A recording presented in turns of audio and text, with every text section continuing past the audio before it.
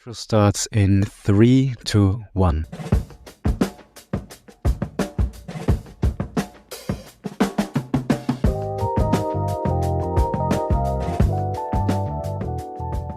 Welcome to another episode of ThirdCultureKit. I'm your host, Yona. And joining me today is Joonsun. Yeah. Hi. Nice to meet you, and thank you for the invitation. Thanks for coming. It's nice to have you here because you are a Korean person. Yes, Finally. I'm a Korean person. Finally a Korean. So a bit about yourself. You came, I would say, in the late 20s to Vienna, right? Yes. Mm-hmm. Yes, I came here in 2019. To pursue your studies, and you basically exchanged a bit more vibrant Korea with a more laid-back, slow-paced Vienna lifestyle.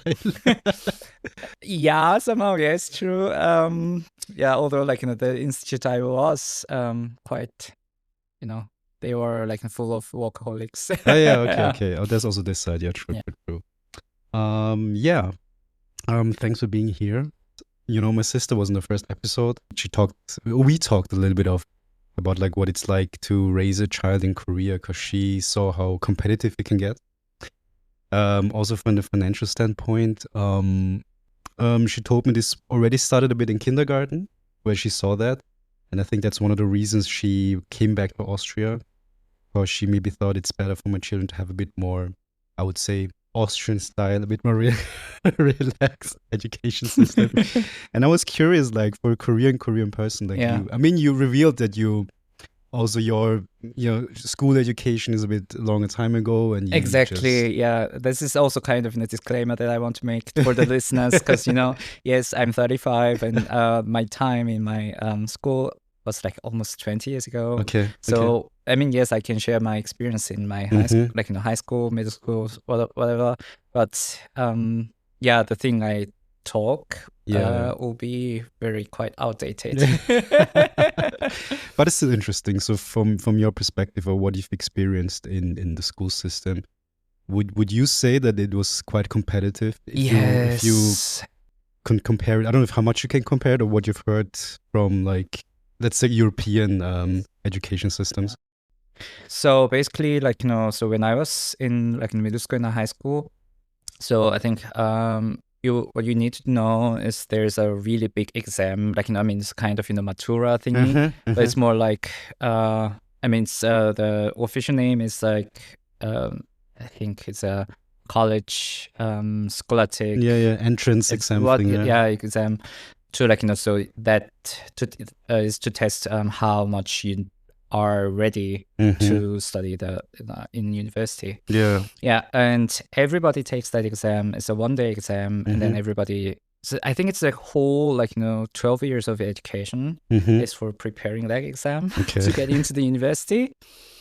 So, and then what I heard from my colleagues, Austrian colleagues, is matura is more you're just finishing your high school, right? Basically, But this Korean, this exam is for the get into the university. So I think there is a quite difference between them. And then so that's why they are. And then so Korean society, they are trying to change this situation, like society, a lot really. But still, I think, in my opinion, still the name of university you graduated, that impacts a lot in your life, to get a better job, and, so everybody wants to go to higherly ranked university. So I think that makes a very high competition. So it's better for your resume, right? Exactly. So kind of like in the US, this kind of system, Exactly. It depends which university you graduated from, and this is what do you say, the door to something better. Exactly. Yeah, but I mean, for sure, our society, we try to change, but it's not. It's not that easy. Let's stay like that. But do you remember, did you go to this cram schools, the Hagwons in Korea, when you were in middle school or high school? Did you do that? Yeah. So the thing is, I didn't graduate the kind of normal public school. So yes, I did go to these Hagwons, but it was not majorly like to prepare your exams. But my case is mostly English, because like my parents, they thought that English is super important for my in future. When I was in elementary school, I was in school choir and learning Korean percussions, and I really didn't go to this 학원s to make me prepared for other exams. Okay, so it was more like after school programs to do other things. Exactly. Yeah. Okay, interesting. But out of your friends in Korea that you have, did you have some people who went really this rough path of? Yeah, okay. of course, yeah. Okay, and would you say that they ended up in a place successfully in the later lives? I guess so. So I think I need to say something background of mine. So my hometown is not. So it's not Seoul at all. I came from one of the smallest cities in South Korea, still, but which has a kind of small, in the same population number as Graz, which is the second biggest country, a city in Austria, but still. So I think all those crazy stories you hear, I guess it's coming all from the big cities. From the big cities, yeah, where the competition is exactly okay. Seoul or Busan. Or Dongtan, where your sister lived. But I mean, of course, I'm not saying that there's no competition in this small cities, but I think the degree of craziness is quite different. Yeah. So Seoul is a fancy place. Yeah, exactly, and there are too many people, honestly. But yeah, and then which city is it? It's Wonju. Wonju. Okay. Yeah. So yeah. And then after my middle school, I was lucky enough to go to science high school. This is kind of one school per one Bundesland. State. A province in Korea, right? I guess, yeah. And then just you take the entrance exam, and then you just study shit tons of science stuff. But yeah, so for my selection, in my year, we had 60 students from whole Bundesland, and then whole province, and then it's actually a small number, right? Yeah, exactly. But I was lucky that I got into that school without this 학원 things. Yeah. Getting too stressed about having to do this. So but my friends, they I think half and half. Half of my friends, for classmates, they actually went had to do that. Yeah. Okay, wow. But do you actually know how it is these days? This whole scene with cram schools, is it still as intense? Do you follow it a little bit? What I can say is is there a shift? Let's put it this way. It's slowly a shift towards. I don't know. But what I know from my friends who already have children, I think it's it's also same from what your sister mentioned. So to work, then you need to fill the time of the children. So after the kindergarten, 학원, one 학원, the driver comes and then pick the children, and then go to there, and then I don't know, do something like a taekwondo, and then after that, until the parents are finished. Yeah, exactly. Okay. How was your daily life in a gymnasium? Yeah, so I have to say that when I was in gymnasium, we had still 6 days school a week. But I had to do school. Really? Yeah. In Austria? Yeah. Okay, that shocks me. Not even for Korea. This is crazy. What? So I had school on Saturday 4 hours. And now thinking back, it's crazy, right? So and of course, I got lucky. After my year, they stopped this Saturday day school, which is of course, thanks. Couldn't experience that. No, we had 6 days schools a week. And I mean, it was actually not, if you compare now, if I just put in a bit more effort, it would have been very easy. I was just very lazy, But was it competitive? like this gymnasium system? No, competitive. I mean, if I'd say competitive, like all Koreans would just say, "What are you talking about?" We do this in primary school. No, I wouldn't say so. I think in Austria, like the good thing about here is though, your school time doesn't define what you can become later. Exactly. Not at all. So I had so many people in my high school where teacher would say, put them down. You cannot achieve anything. And one of them is a doctor, and they always just picked on him, the teachers, because he was lazy. But I think it's a nice thing that here you have so many options. Even if you're not the best academically, there's some certain things you can achieve. Yeah, and it's not seen always as a negative only because you didn't study, only because you didn't go to university. It's more like this whole process and what you make out of the options you had, I think. Like, so I heard that, you guys finish like school like 2-3 p.m. ish, or like if it is there are more classes, then it's like at least 4:30. What do you do afterwards? So like that's the time where you can either to go after school programs, and which means like you do sports, anything similar, but without any pressure on about your future career, more like that you do something. This would just play. Okay, cool. Just without any program, you just hang out with friends or whatever. There was nothing like a programmed like thing that you had to do. Nice.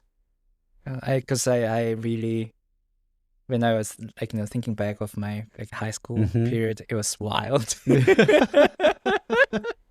Wild in terms of you had so much things to do, or? So I said like I was in a like it's kind of specific high school, right? And then everybody stayed at dormitory, and then we were allowed to go home once a month. Oh wow. Okay. Yeah. So you were separated from your family, actually? Yeah, from my 14, something really? like that. Yeah. Okay. 14, 15, I don't know. Yeah. And then it was, I mean, I liked my classmates, but also at the same time, there were so many pressure. And then, so basically, like our daily life, it's my own experience. I'm not saying like this is the kind of the general life of a high school students in Korea, but like we had to wake up at 5:50. Oh my god! And then you just go out, and then you're like to the this field, and then you just like do jogging, and then come back, and then you just wash, and then you have a breakfast, and then we do take like first class. Like it starts like 7:20 if I remember correctly. Yeah. And then we clean our places, and then we take 4 more classes, and after lunch we take 5 more classes. So it ends like 6 p.m. ish, and then you have a dinner, and then we were forced to go to this study room to like to do like recap, and then Okay, wow. Yeah, and then until But then I would have been gone already. until 12. Oh wow. And then we went to bed at 12:30. It was wild. So, oh my god. Yeah, so it was. There's like, it's completely like planned through, right? From morning to evening. But so it was kind of specialized high school. We were allowed to graduate 1 year earlier than the normal one. So we were. I was so stressed about this situation. So I was okay. I need to study hard to get out of this place. That was my only motivation. That can be also motivation. It was wild. No, okay, I can get it. That's intense. So that's why I was like, yeah, I'm not the best person that I can share like general. So it was a specific school. Yeah. So like basically we were forced to stay in the school 24/7. Oh wow. So it's like. You cannot go to the Hawon thingy, right? You know what I mean? So, yeah. Yeah, no, the different experiences people make growing up. But yeah, it was like, so it was, the curriculum was designed to finish 1 year in a 1 semester. So it's like, so first semester, so this is like usually generally like Korean high school, it's a 3-year program, but our school was like, okay, first semester, you learn general first year, Mm-hmm. and then second semester of the first year you learn second year, Mm-hmm. and then first semester of second year you learn third year, Oh wow. and then you're just like like the other half of the year you just go crazy for these entrance exams. Yeah. It's pretty intense. I gotta be honest with you.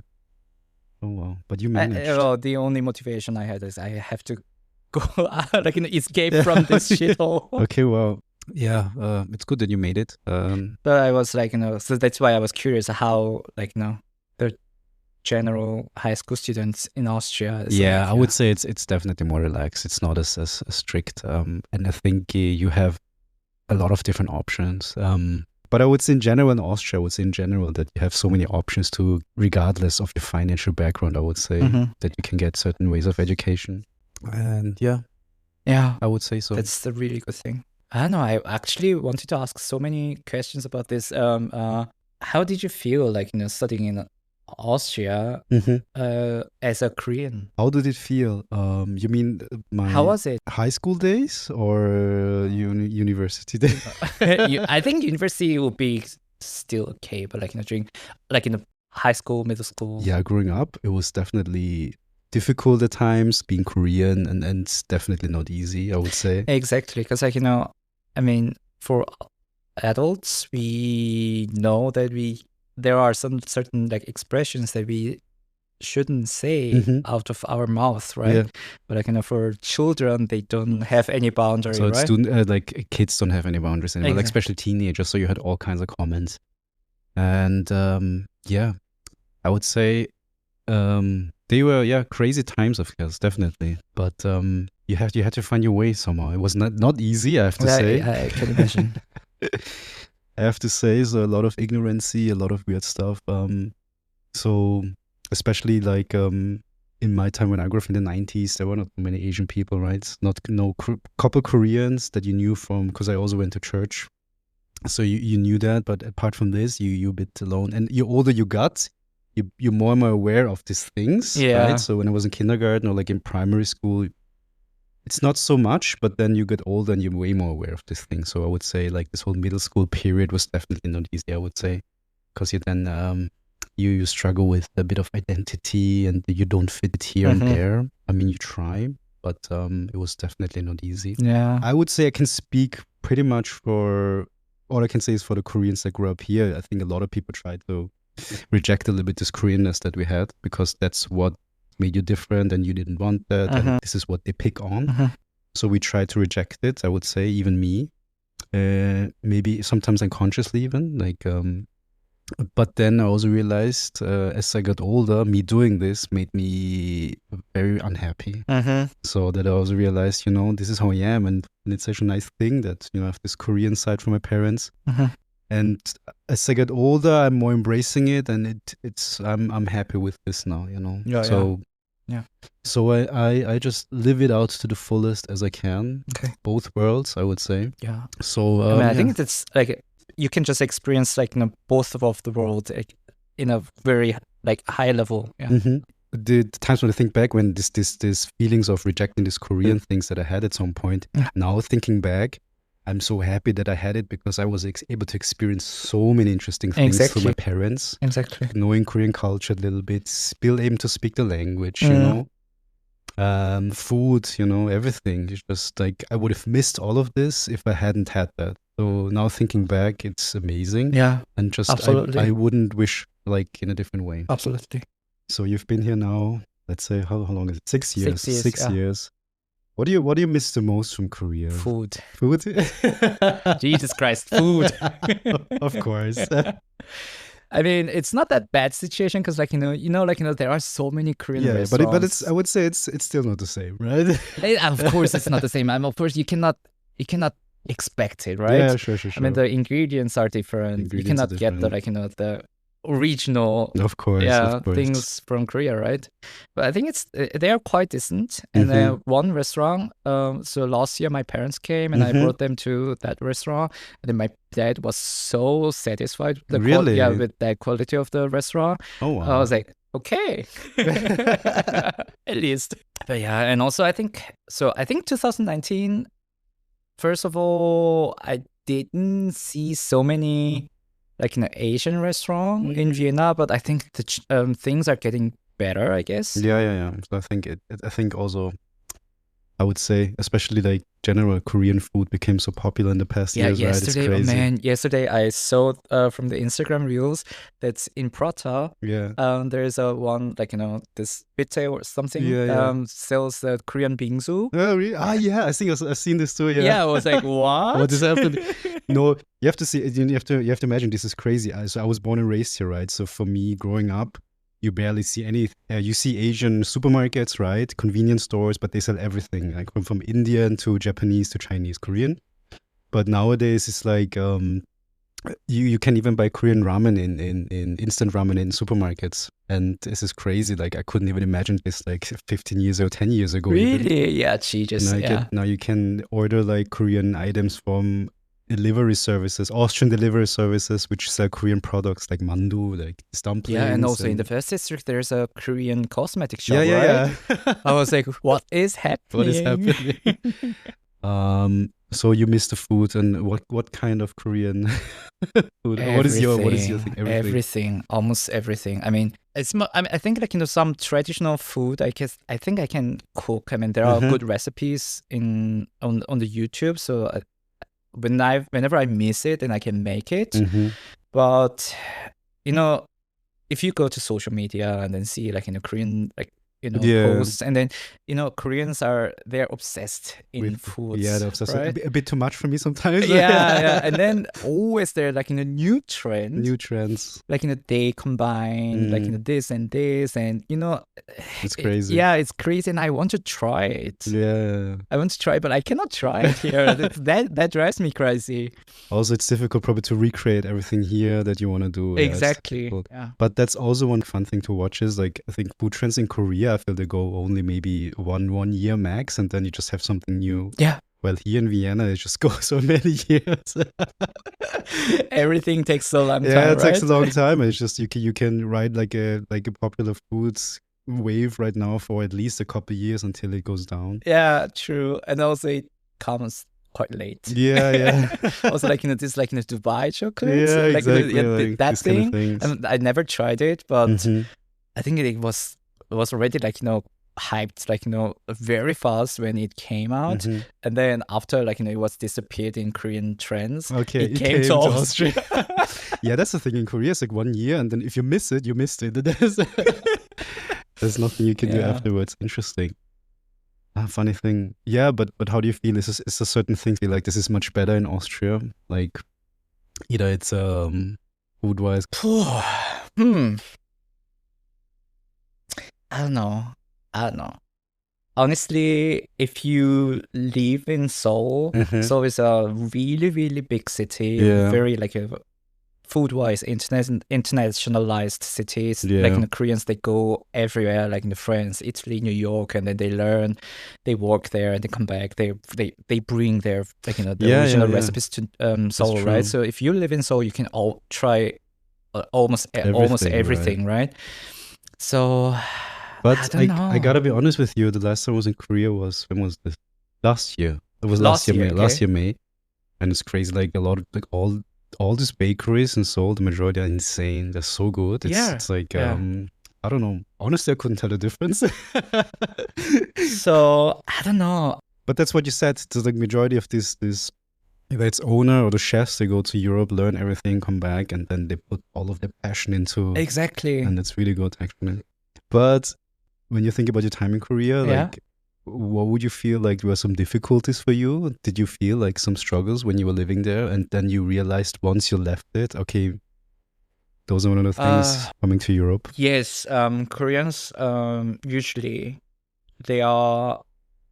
I mean, generally they are super passionate people. Yeah, and then passionate to everything, like also to work. Like they work crazily, and then so. I think, when you are there, then you don't just realize how much you work, how much time, like, you work, and then how much effort you put on. So after my graduation last year, and then I went back to Korea to spend time with my friends and, family. And then I met my previous colleague from my company in Korea. And then I just heard her story. Okay. And then I don't know how she can manage all of this. Like, she works, she has a kid, so she raises the kid, and also she learns something, and then she also have her own hobby, and then I don't know. I mean, but if I like think back my time in Korea, yes, I also did. I mean, of course, at the time I didn't have kid, but after work I go somewhere to learn something, and also I do some other hobby, and then I was so busy. Oh, wow. Yeah, but so you worked in a Korean company before? Exactly. Okay. Yeah, so I did masters in Korea, and then worked in company for 3 years, and then started PhD in Vienna. Okay. So your 3 years was very intense working in a company. Yeah. I mean, yes, I did same, but now after spending 6 years here, and then it's like, wow. And then you come to Vienna and everything is a bit slower. a bit relaxed. A bit more relaxed. Yeah. So you've been here 6 years now. How was it for you arriving in Austria? There are a bunch of things that I can say. Where should I start? If I talk about some differences between South Korea and Austria, I think Austrians, they love analogs. Yes. I'm still paranoid about losing my keys. Yeah, I know. Yeah. Like in Korea, nobody uses the physical keys. You know, like everything is just this digital door lock, and then you just remember your password. And after 6 years, I'm still so worried about the situation that I lose my keys. Yeah. So that is one thing. Yeah, I think that's Europe in general. Everything's still very much analog. So. Yeah, I guess a lot of places. And the other thing is there are so many restaurants that only takes cash. Yeah, welcome. Welcome to Austria. Yeah. This is still, I don't know when this will ever, change. It's slowly progressing, but I would say if you compare it even to other countries in Europe, it's still you think, oh my God. Yeah. No, so one of my friends, my best friend, she's Dutch, and then came to Austria, for just visiting friends. At the time was Christmas market season, and then she was just I'll just buy the first round of Glühwein. And she went to the hotel, and I said, she tried to pay with a card, and said, no, it doesn't work. No bar, cash. That's the worst feeling. No cash. Yeah, do you know the thing? I don't understand either. You go to a restaurant, and maybe if you I don't know, if you eat a lot, you have a bill of 100 euros, yeah? And you expect people to always carry so much cash around. Exactly. Constantly. I'm so also it's so dangerous to Yeah. to carry. And if you want to invite maybe cash, people right? for dinner or food, you might end up with a higher bill, and then you're supposed to have 30 euros in cash and just pay it out. No, but also I mean, I think after COVID, it changed a lot. But that's a sad thing. It needed a pandemic in Austria to digitalize things. You know what I mean? But the good restaurants. Yeah. The good restaurants. I know so many good restaurants in Vienna now, and then all of them, they only take cash. So you decided not to go there anymore? No, I still love to go there. Their foods are so good, but so I always prepare myself, whenever I decide to go there restaurant, and then just okay, I need to withdraw cash first. I think Korea is way more convenient in this regard. Indeed. But everything is digitalized, right? Yeah. But don't you miss this convenience in Korea sometimes? I think I have been here for 6 years, and then I'm just too Austrian. Yeah, really? If it takes time, okay, fine. No, sometimes, I was super annoyed so during the pandemic, I tried to exchange my Korean driver license into Austrian one. It took 1 year. Yeah, of course, yeah. I it's a very complicated process. What are you doing? That's it, nothing. They're not doing anything. But honestly, compared to so I actually also did my exchange program in Germany. But like this visa process, I don't know. For me, for my personal experience, I think Austrian was quite fast. You know, I heard also like crazy stories from Germany. But Germany is also still very analog in many ways. I think Austria is quite okay. And also, honestly, but there is also like, the things that Korea is not digitalized yet, but Austria is digitalized already. So kind of, this like, prescriptions from the doctors. True that. Actually, that's interesting. In e-card, right? I was amazed. Yeah, I was okay. So in Korea, it's not. You get the paper form. Exactly. You just get the paper from the doctor, and then you go to the pharmacy. Yeah, but here you just like it's saved in the e-card, and then you just go to the pharmacy. I didn't know that. I thought Korea also has. I wasn't sure. Okay.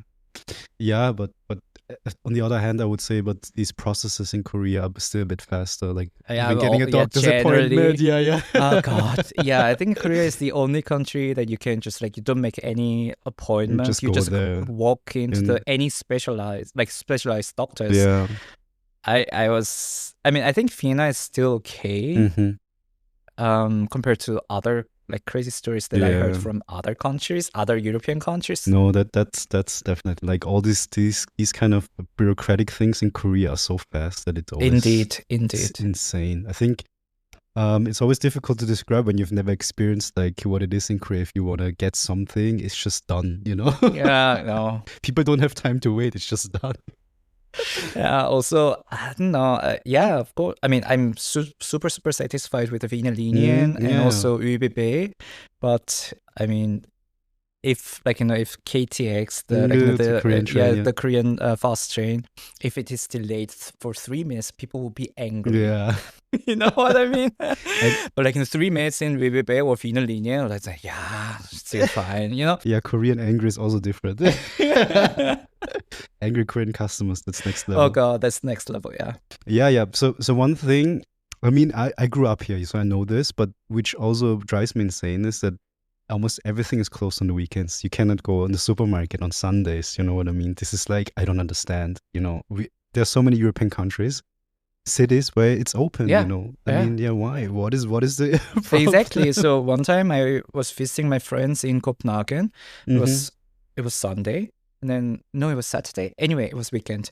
And then my friends were saying, oh yeah, tomorrow we will go to IKEA. I was like, you go, but tomorrow is Sunday. What do you mean? Like, I don't understand the word. What is happening? They also live in Austria. And then they were like, yeah, no, but like, all the shops in Denmark, they open on Sunday. I was like, what? Yeah, that's another thing which is also, but even for me, look, I was born and raised here and I know it, but it's still, I cannot get used to it. Yeah. The most thing I miss it from Korea, now I remember, like the convenience store. The convenience store. 24/7 convenience store. Yeah. I miss it. Those are the things. And the funny thing is when Koreans ask me like about things that I love, it's like this convenience stores. They just say it's so simple, but you don't know what it is, this luxury that you guys have. The concept of 24 hours. Yeah, 24 hours. The 24/7, you don't understand the concept. If you live in Vienna, that doesn't exist. Yeah, also, like, a few days ago, I had my friend visiting me from New York, and then it was Sunday, and then, can we go to this, there was a, like, in a spa, like, can we go there to buy a bowl of water? I was like, what do you mean? It's you can try. But surprisingly, that bar was open. Oh, okay. Like, in front of the Museumsquartier. Ah, yeah. So I think there are a few which are open. Yeah, I was surprised. Yeah. There is this Villa at Praterstern. Yeah, but I don't want to go to Praterstern on Sundays. On Sundays, it's a war zone. No, I don't want to.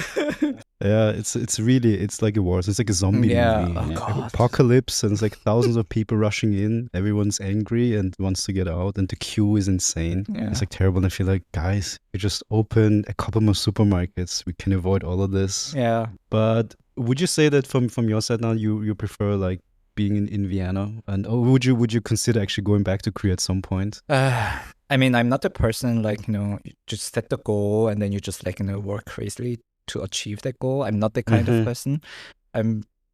But yeah, I can see myself staying in Vienna for a long time. Or being in Europe, let's put it this way. In being in Europe, yeah. But so when I was searching for this job after PhD, my second priority was Copenhagen. Because first of all, they every Danish people, they speak super good English. Yeah. And I have friends there, so you don't need to start from the scratch. Because if I don't know something, then there are people that I can ask. So that's the thing. That's true. Yeah, you had zero connections when you came to Vienna, right? And then now I know, where to go. Which supermarket is open out of the 5? Also true. Yeah, but that's the truth. I think moving when you don't know anyone, if you start from scratch is But going back to Korea, yes, I think, I don't know, it depends on the the various situations, I guess, because so many friends, they are living outside of Korea, and I don't know. I don't know whether I can make a generalization, but if he or she is a single child, there's more tendency that they go back to Korea because of the parents. Exactly. But I do have my brother, and then he has no interest to live outside of Korea. Oh, really? So he's okay. So in that sense, I'm quite, Is he older or younger? Younger. He's younger. Okay. So you put the responsibility on him. Yeah. So, but I don't know, if something crazy happens to my parents, then maybe, that's one factor. And then also after the retirement, I think, based on which country offers better healthcare system and, all those things, I think it depends on that, and also the job opportunity. Yeah. But I mean, I don't mind living here for the long time. Ah, that's cool. So your family is in Wonju still, or? Yeah, they moved to another more countryside where my dad's hometown is. Yeah, because also my dad's that he is taking care of not only him, but he and his brother and sister, they are taking care of the grandma. Okay. Yeah, also very common. Yeah, Korean countryside is very beautiful, I have to say. It is. But when my mom and dad decided to move that place, I was like, what do you mean? There's nothing. So they moved while I'm here. And then I visit there, and then I opened this delivery app. There's nothing. Mom, there's nothing appearing. Where do you live? Where are you living? That must be in Korea. There's nothing. Yeah, no. That's crazy. For them, I think they love being there. They have a small, really tiny garden, and then my dad is busy with this stuff. Yeah, and that also would be actually my dream. No, I'm a city boy. I cannot. Are you more the city person? Yeah. Okay, I see. Yes. But do you feel the popularity when amongst your I don't know, people that you meet? Do you feel it here? Or what would you say is the biggest misconception when you talk to people about Korea? Is it like these things where you think you listen to K-pop and you listen to this, you watched it? Or you must know. I know. I think because of this K-pop and then also this Korean TV series is on Netflix, I think somehow they imagine Korea as very progressive country. Yes, we are some points we are very progressive, but there are also things that we are not that progressive, I have to say.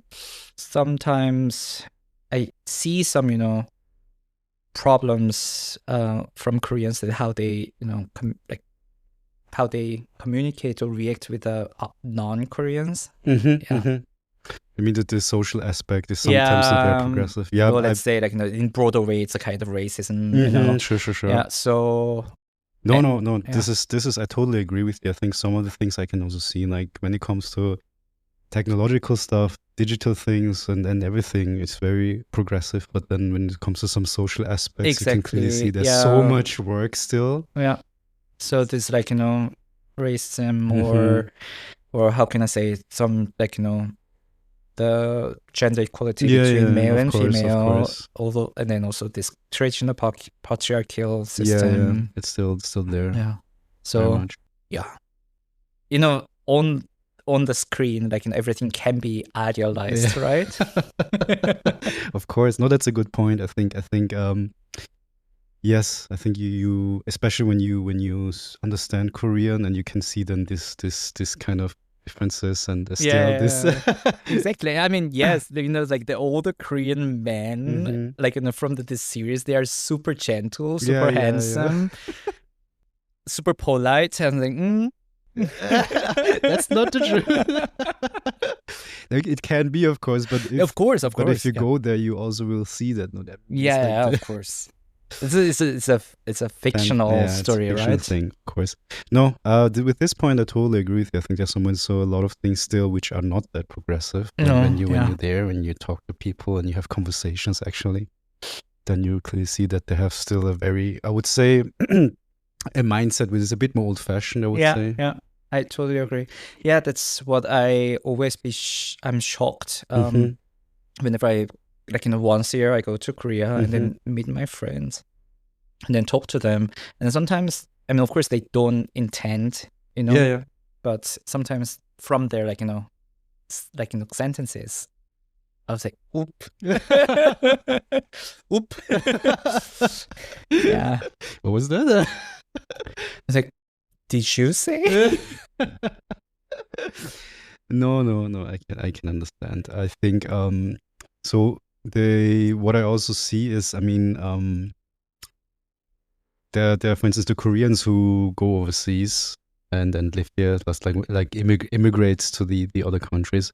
You have also this very like old-fashioned still mindset of people. Yeah, so that's the thing, So I read, I don't know, it applies to also the families in Austria, but what I heard, because I think the biggest immigrants from Korea might be the Koreans in United States. I think especially and California, like this yeah, area. exactly.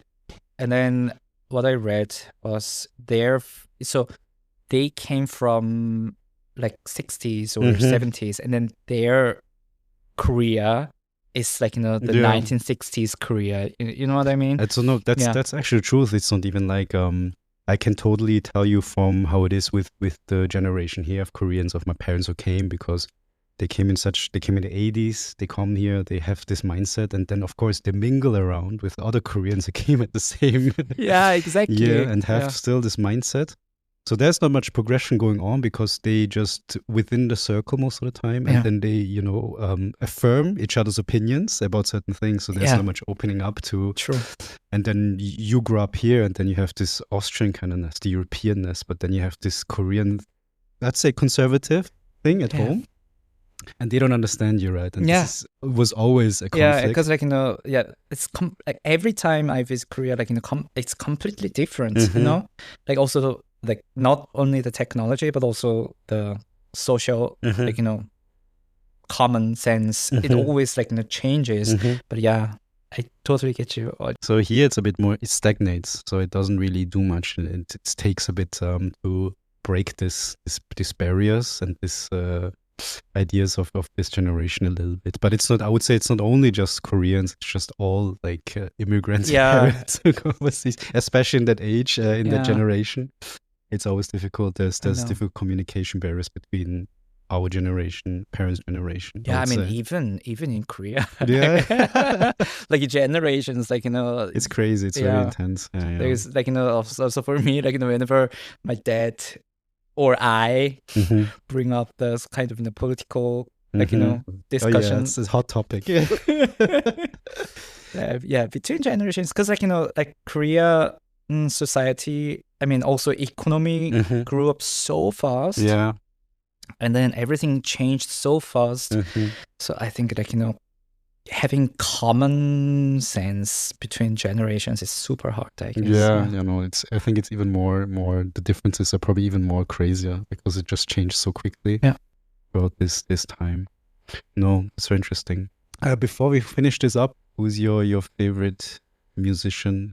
A bit more interesting, Korean favorite musician that you listen to when Korean favorite musician? younger or so? Younger. Yes, I did listen a lot when I was young, the K-pop, but these days I don't. Let me think. I really liked Cool. Cool. Oh, super old. I mean, yes, we are old. What are you talking about? I liked their music. Actually, yeah, that's cool. Ah, nice. I know them even. I mean, their song. That's right. They had this outfits with the ski goggles, right? On top, yeah, so yeah. I mean, that was a kind of a trend at the time. Yeah, right. It's this 90s thing. Okay, 90s kid. And I don't know if I say something about the classical musician, young classical musician, I would say Joonsun Lim. Is the pianist. The pianist, yeah. Oh yeah, okay. No, he's a kind of, this crazy talent. Yeah. Genius. These days, yeah. Prodigy. Exactly. Okay, thanks for coming. Thanks for the invitation. No, very lovely. Yeah, it was super nice. Super interesting. I was actually quite stressed because, I was first of all, I was quite nervous, and then also, I mean, I was like, I had a really huge concern, I'm the right person to talk about this Korean education system, and I was so stressed, and then I think it was fine. No, it's fine. It's okay. You will just get some comments. He doesn't know. That's not true. True. But disclaimer, 20 years ago, that is my experience. It was like this 20 years ago. You guys can prove that. Okay, awesome. So 3, 2, 1, it's a wrap.